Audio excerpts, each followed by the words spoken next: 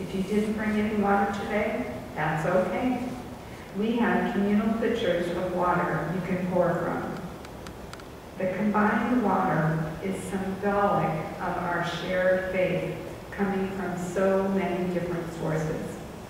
Shared wisdom is often unblessed by the congregation, and sometimes it's later boiled and used as the congregation's holy water in child dedication ceremonies and similar events.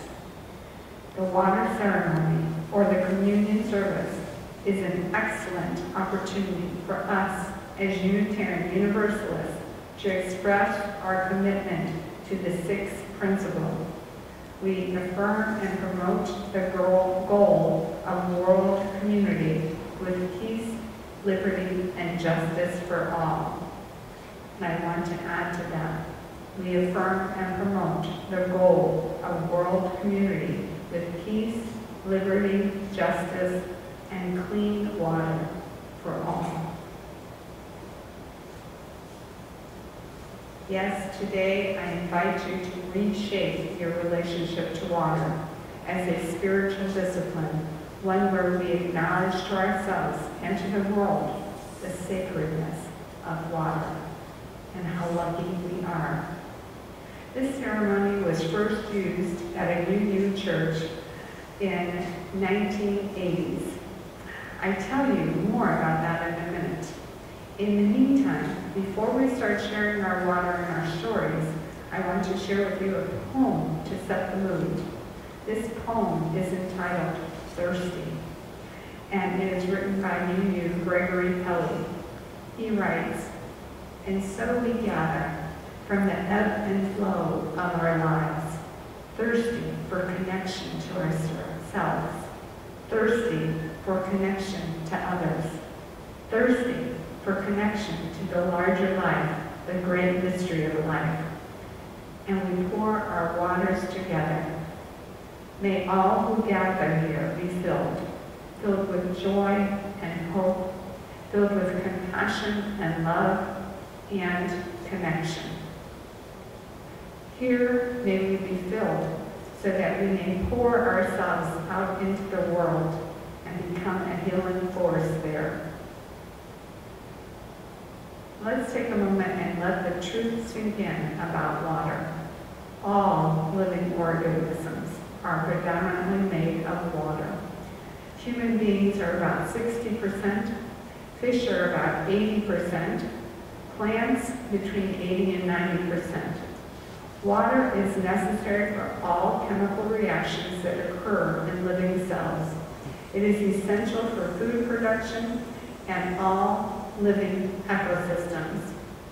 All living things, from tiny little bacteria to giant blue whales, all living things need water to survive. Without water, life could not exist. It's that important. Let's elevate water to the level of holiness. Holy, holy, holy. I found a reading from a teenager online when I was doing my research, and it caught my heart, and I want to share it before we begin the ceremony. Here she is. "If you like water, then you already like 62% of me." And that's true. Our bodies are each made up of 45 to 75% water. In adult men, about 60% of their bodies are water. However, fat tissue does not have as much water as lean tissue, and since adult women have more fat tissue than men, they only have about 55% of their bodies made from water. The amount of water in the body changes slightly with age, sex, and hydration levels. While the average percentage of water in a person's body is around 60%, the percentage can vary from 45 to 75%. For example, a 150-pound man has a little over 10.5 gallons of water in his body. 7 gallons inside the cells, 2.5 gallons in the space around the cells, and slightly less than 1 gallon in his blood. How important water is just to be alive, and yet 2 billion people lack access to safely managed drinking water at home. In 2020, 6% of the world's population did not have access to clean and improved water. So, despite covering 71% of the planet's surface with water, more than half the world's population, billions of people, endure extreme water scarcity at least 1 month out of the year. Current estimates predict that by 2040, up to 20 more countries could be experiencing water shortages. In fact, America is already facing water shortages in the West. The bottom line is we must value water and concern it as the sacred gift that it is. So back to our water ceremony. Celebrating water, celebrate mixing our water stories with each other and mixing all our water together in this big bowl. Here's some history of where it began. In 1980, 2 Unitarian Universalist women, Carolyn McDade and Lucille Longview, were asked to create a worship service for the Women and Religion Continental Convocation of Unitarian Universalists. As they shaped that service, McDade and Longview wanted to create a new ritual that spoke to our connectedness to one another, to the totality of life, and to our place on the planet. They included a new inclusive symbol of women's spirituality, water. They write, "Water is more than simply a metaphor. It is elemental and primary, calling forth feelings of awe and reverence.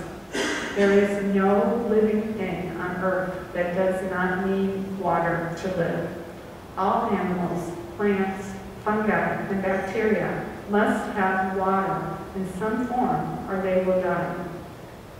Acknowledging that ocean is considered by many to be the place from which all life on our planet came. It is the womb of life, and that amniotic water surrounding each of us prenatally. We now realize that the worship service was for us a new story of creation. We chose water as our symbol of empowerment. The November service, held in East Lansing, Michigan, was called "Coming Home Like Rivers to the Sea." As its creators, McDade and Longview, enacted their ritual in the liberating the space of a semicircle around a large earthenware bowl, they asked 8 different women, each coming from distant places, to bring water, and they did.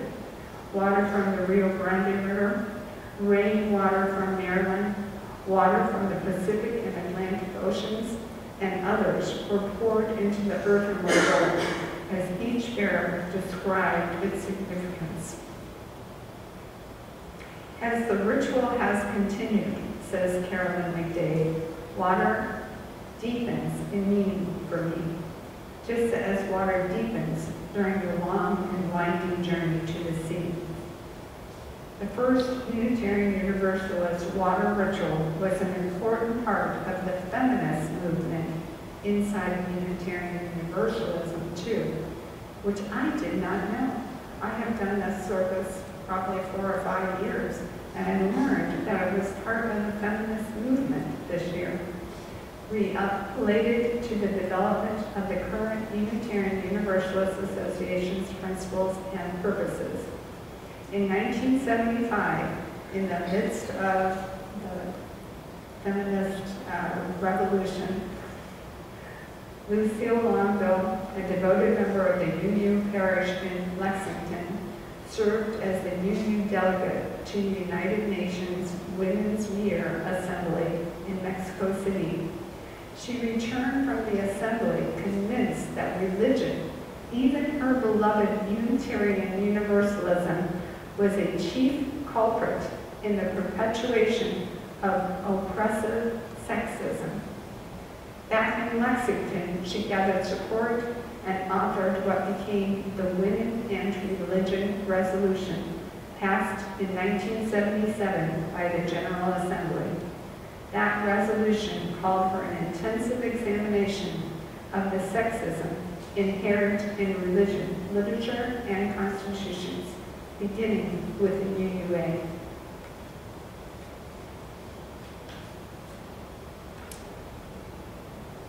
The first water ritual was part of one such worship service, coming home like rivers to the sea, which was designed for the UU women at the Continental Convocation. The worship was constructed by Lucille Longview and Carolyn McDade. This is what they later said about the significance of the service. The water ceremony became the central part of a religious service that broke with tradition in significant ways. It was created by lay women, women who had long been silent in the pews. The ritual space was also made sacred by the women themselves. They gathered to worship in an authentic and liberating way, not as a church, but in a semicircle around a large common earthen bowl. It was a ritual of women being connected by a universal symbol, water, a ritual of women being connected to the totality of life. Celebrating now, today, our connectedness, we choose water as our symbol of empowerment. As rivers in cycle release their waters and regain new beginnings, so do we. For us as women, these beginnings are powerful, but not easy. But still we come to create and to celebrate and live by the only spirituality worthy of our devotion, a spirituality that uplifts, empowers, and connects. Amen. Let me say that again. We come to create and to celebrate and to live by the only spirituality worthy of our devotion, a spirituality that uplifts, empowers, and connects. So now we're going to begin the service, the ceremony, coming up one at a time and adding your water or some from the pitcher and telling us the story behind the importance of this water to you. Okay, who would like to start sharing? Sure.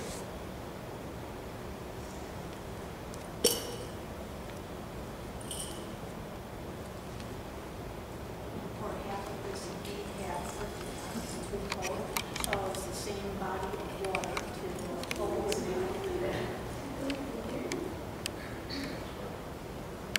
Since we both, can you hear me now? Yeah.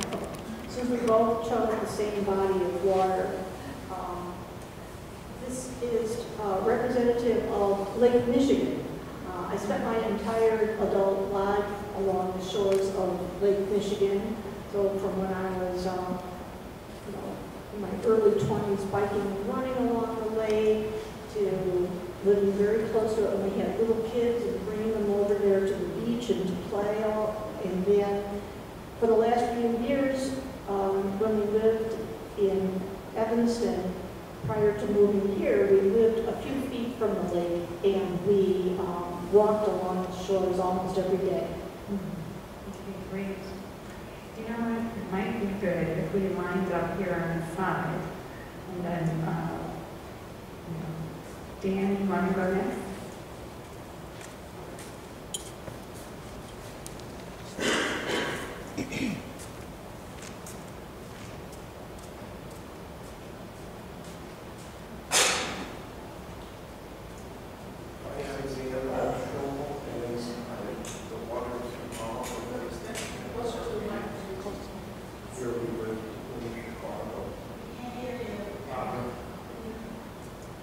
Symbolic of Lake Michigan.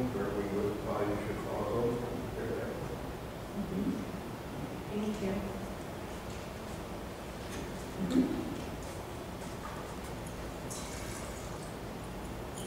still Allie, and this is Audrey. And when I grew up in Kansas, we lived next to the Arkansas River, so we would walk and camp by the river a lot when I was a kid. And right now we live next to the bayou, so I didn't bring that water because, you know, it's small water, but it just makes me think about the environment and the sadness of so much of our water being unfit for use.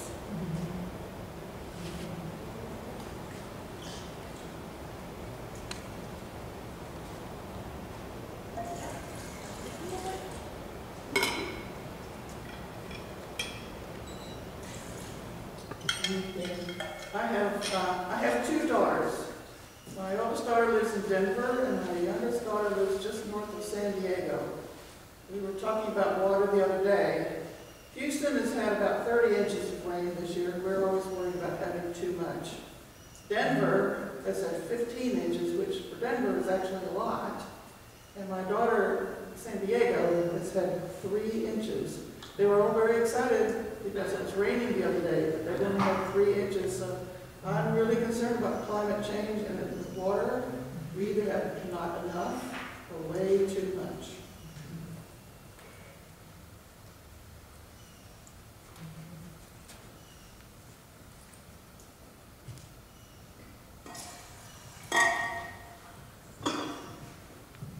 Happy Sunday morning, everyone. I'm Jimmy. My water comes from the Blanco River. We had a family reunion with Karen's family this summer in Wimberley, Texas. The Blanco River runs through Wimberley. I could not imagine a world without water. I would not be able to go swimming. I love to swim. I would not be able to make the sugar water to feed the hummingbirds that I enjoy watching feed from my hummingbird feeder. So water is very essential. I always wonder what is the percent of water in a watermelon?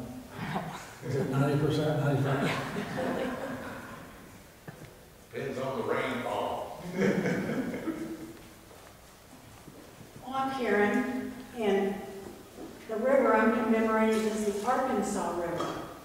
Those of you who know where the Arkansas River, I believe it starts somewhere in Colorado, I'll try to do backwards, goes over to Tulsa, into Arkansas, and eventually to the home of the Razorback Hawks.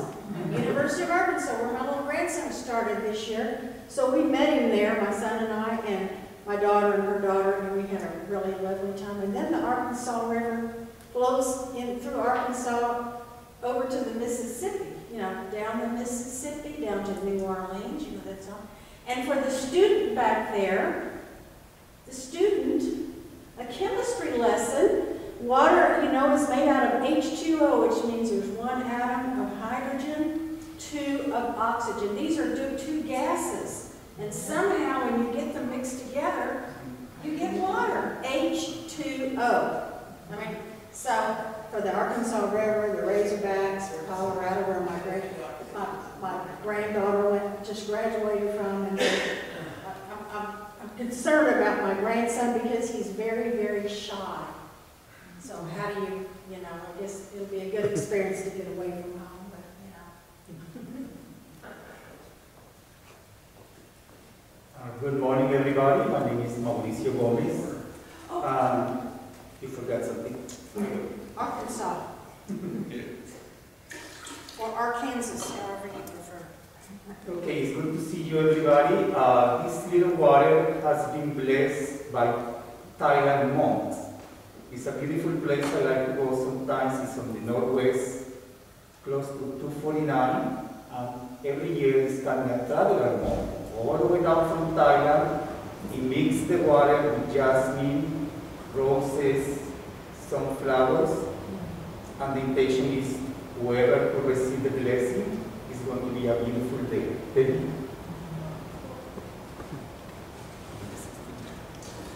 Hi, I'm Esther.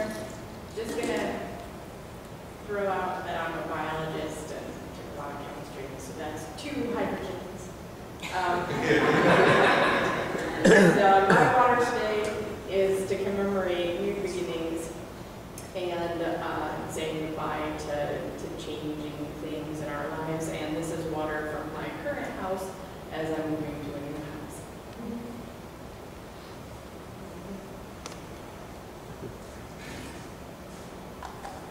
I'm John Pepper, and I'm up here for myself and for Randy.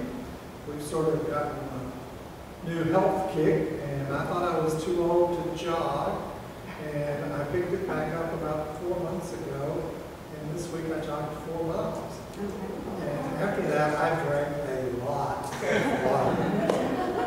And Randy's not the jogger, but he's become the swimmer.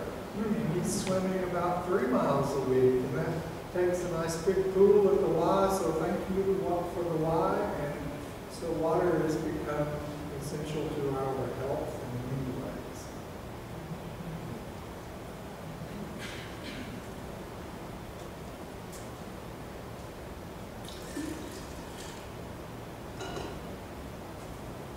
Good morning. I'm Harold, and my water that I'm going to pour into the bowl there is representative of the water in Buffalo Bayou, where I can put in my vessel, paddle down to Galveston Bay, and across Galveston Bay to the intercoastal waterway to the Mississippi. Then I'll go up the Mississippi, way up north, to the confluence of the Mississippi and the Chippewa River, and take the Chippewa River to the confluence of the Chippewa and Eau Claire River, and I'll be in my hometown. So I think that's really amazing that I can do that from here.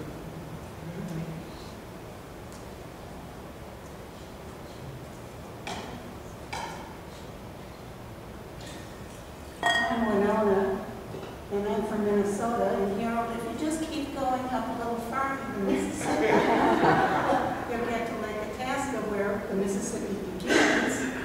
And I grew up on Lake Minnetonka, where Minnetonka toys come from. And Minnetonka opposites.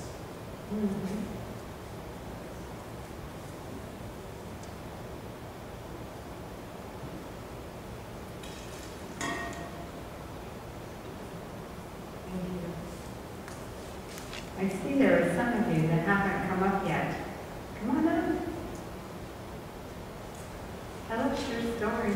I think the story is just as important as the water.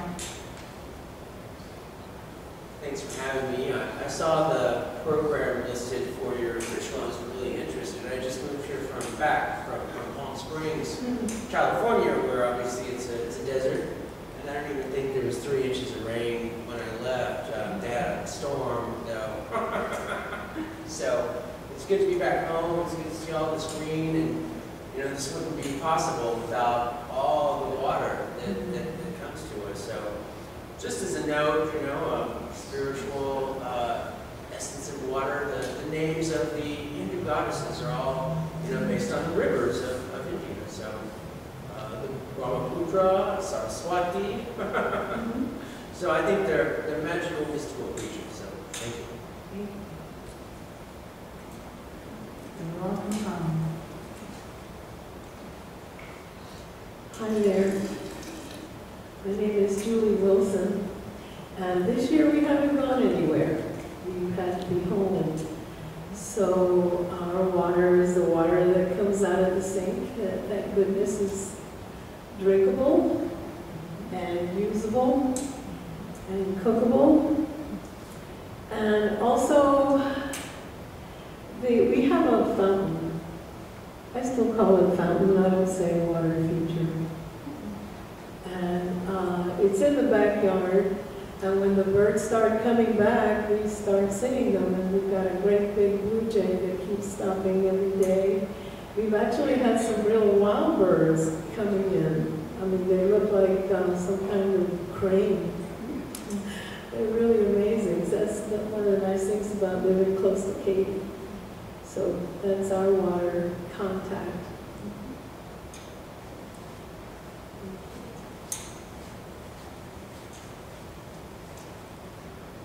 Okay, the water I'll talk about this morning to commemorate is the 8 gallons of water that twice a year I take up to the natural cemetery where Ted is buried because there's no water up there.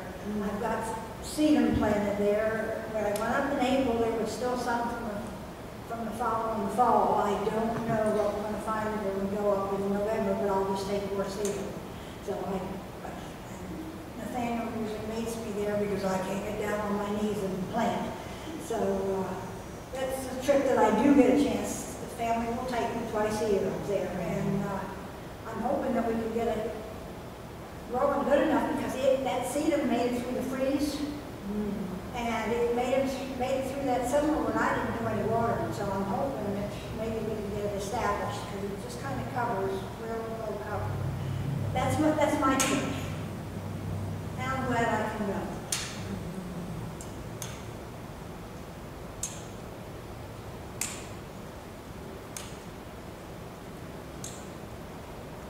I used to be a very regular traveler, and I lived across the sea as well. But now my cousin Irv has taken up the traveling route, and he has given me Estonia for this summer. And in Estonia, he has sent me, for the last month, a picture every day of the parts of Estonia that he's in and on the Baltic Sea. And he just came home, and he says it's wonderful there. And I've been there once, but it was many years ago.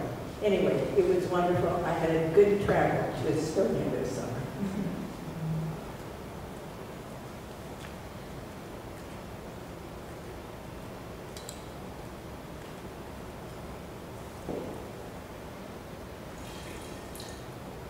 Thank you. Anybody else?